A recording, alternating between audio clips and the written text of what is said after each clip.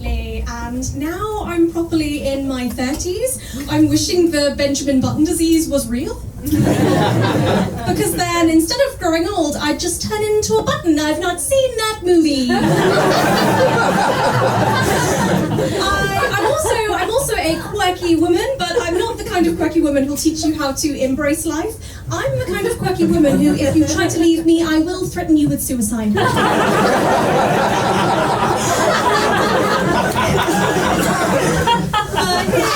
Here's some of my quirky behaviour. The other day, I cancelled a date with a guy, and the reason I gave him over text was because I woke up crying. That is not the sort of thing you want to say to a guy that you're trying to date.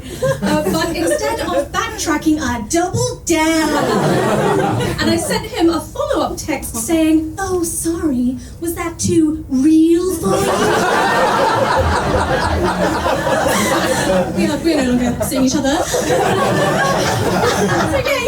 being quirky and unfiltered, it is not conducive to working in a corporate office environment. In my last job, I was genuinely moved to a desk really far away from everyone else.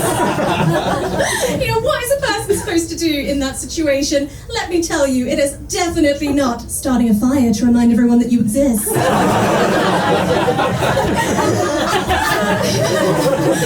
I've been thinking a lot lately about why I'm quirky, and my mum's got a theory. Her theory is that it's because I was born premature.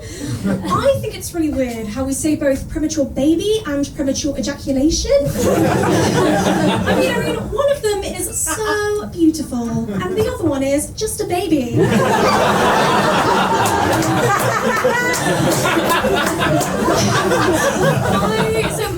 My theory for why I'm quirky is because I didn't have sex at uni. I didn't have sex at uni because I didn't wash my hair when I was there. I didn't wash my hair when I was there because I thought that it would eventually start cleaning itself. But instead, what happened was, to make it look vaguely clean, I had to brush it 100 times a night. And who has time for that? I'll tell you who, the involuntarily celibate. So it should come as no surprise at this point that I am very bad at sex. During sex, this is what I bring to the table. Enthusiasm, end of list.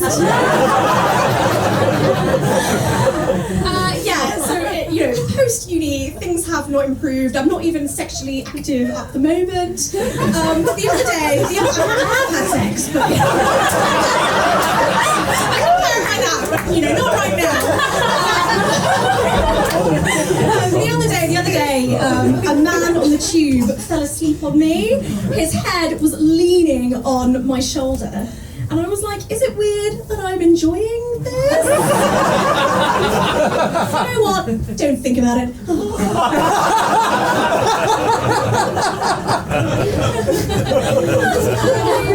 You've probably noticed I have got a very strong jawline for a woman. So because of this, I only date men with very weak jawlines. So that if we have kids, I'll stand a chance of surviving childbirth. Honestly, I have had a man come up to me and say that he wishes he had my jawline. But don't get me wrong. Men cannot resist this face when picking their desired outcome at the plastic surgeon's office.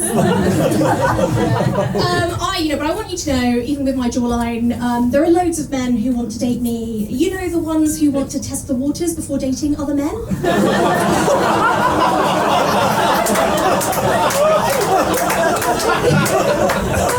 Even with my jawline, I can do anything that any other woman can do, except wear heavy makeup to a drag brunch. Let's not forget, actually, some of the world's most beautiful female celebrities have strong jawlines, like Sophie Ellis-Bextor, who sang the hit song Murder on the Dance Floor. Not a lot of people know this, but the song is actually about the time she opened her mouth to sing along to one of the songs in a nightclub and inadvertently crushed everyone around her to death with her huge face.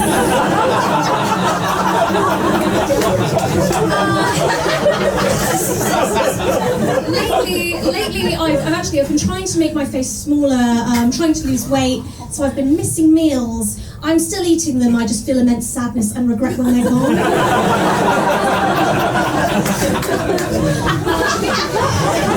Anyway, it's very silly, it's very silly. A bit more about me. I live with my parents in a house called the White House, and everyone's like, oh, like the American president's house. And I'm like, no, like a racist house. I'm just kidding, my mum's half Asian, we don't let her in. So yeah, I live with my half Asian mum and my English dad in a house called the White House, which is like the American president's house, in that there's an old white guy living there who says a lot of offensive stuff, and there's a half Asian living there just waiting for him to die.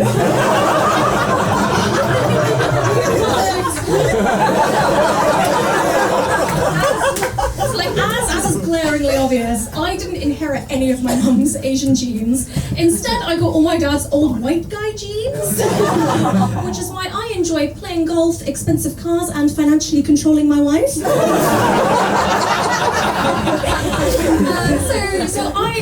I'm trying to move out of my parents' house, so I got a job as a GP receptionist at my local medical practice, so I can save up for a place of my own on that famously lucrative NHS administrative.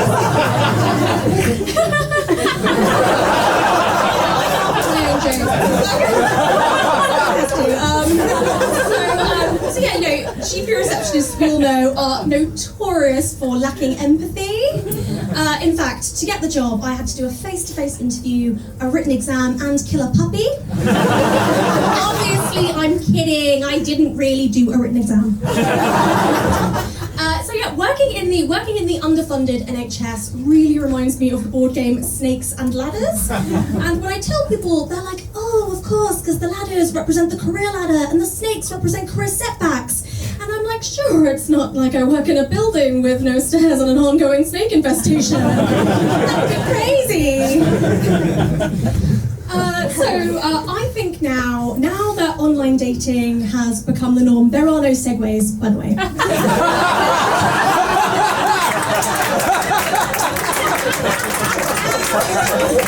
online dating has become the norm. Men just don't think to ask women out in real life anymore. I bet that if I asked a guy, am I the sort of woman you would approach? He'd be like, yeah, of course, totally. And I'd be like, for a date? And he'd be like, oh no, I thought you meant if I was a ghost with unfinished business.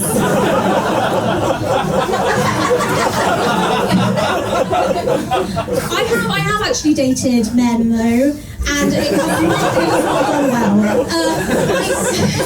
I dated a stereotypical rich finance guy, and after just 2 dates, he invited me to go away with him to his country house for the weekend. So of course I said no, because I knew that if I went, I would most likely end up murdered. or worse, forced to listen to how a second home can successfully generate passive income!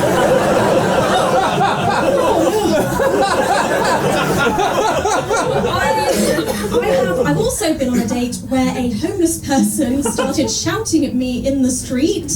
But to be fair, it was my fault for suggesting we go back to their place. That was insensitive.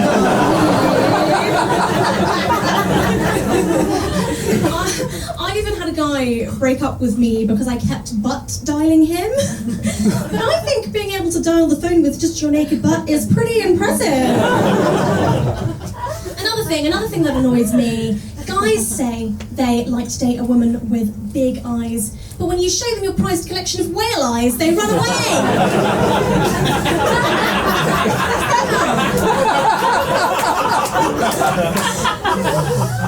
You know what?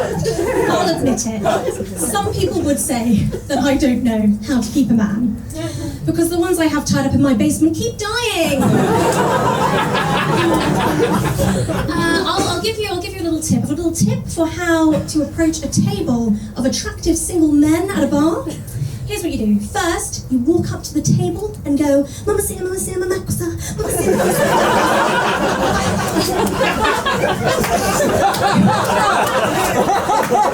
You will then be immediately escorted out of the venue by 2 security guards. But in doing so, you will have achieved your goal because 2 men will have touched you.